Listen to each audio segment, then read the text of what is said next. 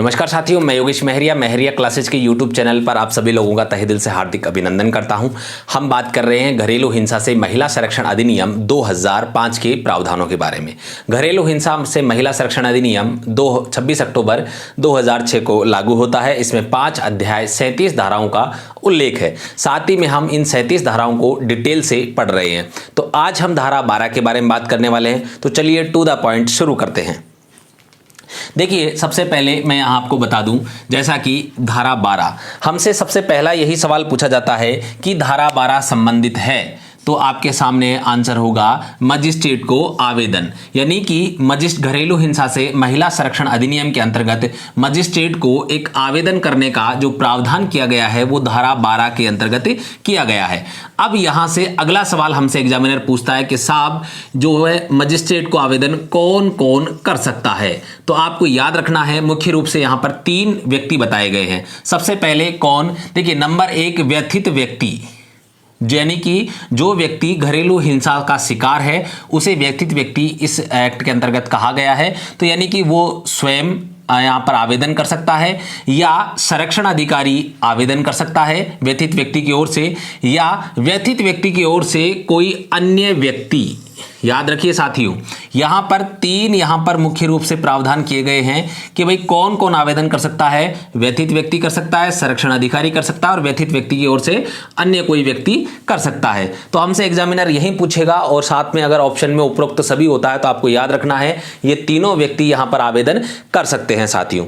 चलिए आगे हम बात करते हैं इस धारा और कौन कौन सी इंपॉर्टेंट बातें हमें बताती है।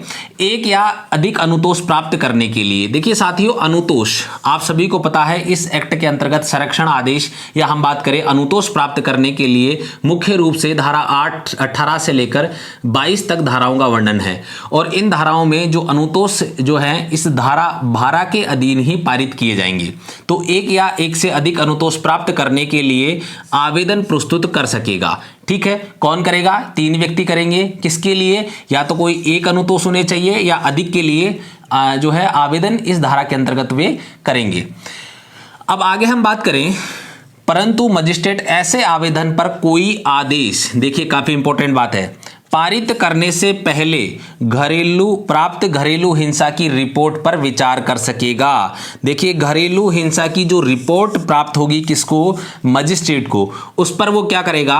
विचार करेगा कि वास्तव में कोई घरेलू हिंसा की घटना कारित हुई है या नहीं। क्योंकि देखो साथियों, मजिस्ट्रेट आपको पता है हमारा जो न्यायालय है वो सबूत और गवाहों के हम बात करें उन्हीं को ही मान्य करता है, उन्हीं के दम पर आगे कार्रवाई चलती है।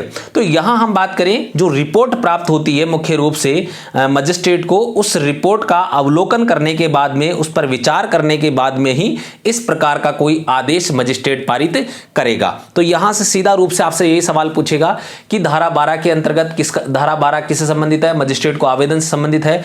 और मजिस्ट्रेट आवेदन पारित करते समय किस बात का ध्यान रखेगा? तो आपके सामने वहां 4 ऑप्शन होंगे। तो उस बात पे एक विशेष बात आपको याद रखना है कि प्राप्त घरेलू हिंसा की रिपोर्ट पर विचार करेगा।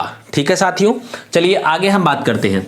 घरेलू हिंसा के अंतर्गत धारा 12 के अंतर्गत मजिस्ट्रेट सुनवाई की पहली तारीख तय करेगा। कब तय करेगा? देखिए जैसे ही मजिस्ट्रेट को जो भी आवेदन प्राप्त होता है, ठीक है, उसके 3 दिन के भीतर वो जो है इस प्रकार की कोई सुनवाई की तारीख निश्चित करेगा। दोबारा से आप देख लीजिए, मजिस्ट्रेट सुनवाई की पहली तारीख तय करेगा जो न्यायालय द्वारा आवेदन की तारीख से, यानी कि जो आपको पता है मजिस्ट्रेट को जो आवेदन प्राप्त हुआ है उस आवेदन की तारीख से सामान्यतः 3 दिन से अधिक नहीं होगी। यानी कि 3 दिन के अंदर अंदर इस जो है मजिस्ट्रेट महोदय को इस एक्ट के अंतर्गत एक निश्चित तिथि तय करनी होगी जिस दिन वो सुनवाई तय होगी। और साथ में ये जिस दिन तिथि तय होगी, जो पहली सुनवाई की तारीख होगी, उस तारीख से 60 दिन के भीतर ही इस एक्ट के अंतर्गत हम बात करें इस प्रकार के मामलों का निपटारा करने का प्रयास मजिस्ट्रेट के द्वारा किया जाएगा। तो यही प्रावधान हमारा अगली जो लाइन करती है, मजिस्ट्रेट इस अधिनियम के अधीन किए गए प्रत्येक आवेदन का निपटारा सुनवाई की प्रथम तारीख से 60 दिनों के अवधि के भीतर करेगा। तो बात वही होगी कि जिस तारीख को पहली सुनवाई होती है उस तारीख से 60 दिन के अंदर अंदर ये जो इस प्रकार का जो भी यहाँ पर हम बात करें आवेदन आएंगे, केस आएंगे, उन सभी का निपटारा करने का प्रावधान किया गया है साथियों। तो उम्मीद करता हूँ यहाँ से आपके जो है सभी कंसेप्ट क्लियर हो गए। चलिए अगली कक्षा में एक बार पुनः मिलेंगे, लेकिन उससे पहले एक महत्वपूर्ण बात, हमारे पास काफ़ी सारे कमेंट्स आप लोगों के आए हैं और उन सभी पर हमने जो है विचार विमर्श किया है साथियों। और आपके जो लगातार कमेंट्स आ रहे हैं उससे काफ़ी हर्ष होता है, काफ़ी खुशी होती है। तो आप लगातार इस प्रकार के कमेंट करते रहें और आपको जो जो एक्ट की आवश्यकता है, जो जो एक्ट आपके एग्जाम के दृष्टिकोण से काफ़ी महत्वपूर्ण है, आप कमेंट करके हमें बताते रहें, क्योंकि आपने जितने भी कमेंट्स किए हैं उन सभी एक्ट्स को हमने नोट कर लिया है और उन पर कार्य प्रारंभ कर दिया है। रेगुलर आपकी कक्षाएँ रहेंगी और अब आपको सारे जो एक्ट्स आपने डिमांड किए उन सब पर आप बहुत ही जल्द आपको कक्षाएँ उपलब्ध होंगी। साथ ही में हमें एक काफ़ी विशेष जो है कमेंट मिला था कि इस प्रकार के एग्जाम में आपके जो है क्वेश्चंस आते हैं, आप चाहते हैं कि उनको भी यहाँ शामिल किया जाए, तो आप कमेंट कर सकते हैं कि सर हमारे इस प्रकार का कोई सवाल पूछा गया है और हमारा यहाँ इस कक्षा के अंदर ये हमारा जो है रिवीजन या हम बात करें कक्षा के दौरान इस प्रकार का कोई भी जो मैटर है वो छूट गया है, तो हम उसे कवर करेंगे निश्चित तौर पर। तो यही हमारे पास एक कमेंट आया कि सर हमसे सवाल पूछ लिया गया कि जो अधिनियम होता है उस अधिनियम का जो संख्यांक है वो कितना होता है, जो क्रम संख्या जो सीरियल नंबर होता है वो कौन सा होता है। तो देखिए 2005 का ये जो अधिनियम है घरेलू हिंसा से महिला संरक्षण अधिनियम, जब ये बना तो ये 43वें नंबर का अधिनियम था। इसका अर्थ ये होता है साथियों कि 2005 में जितने भी एक्ट बने उन एक्ट में 43 नंबर पर कौन सा एक्ट है, हमारा ये नंबर है, हमारा ये घरेलू हिंसा से महिला संरक्षण अधिनियम एक्ट है। तो उम्मीद करता हूं आपको कक्षा पसंद आई होगी।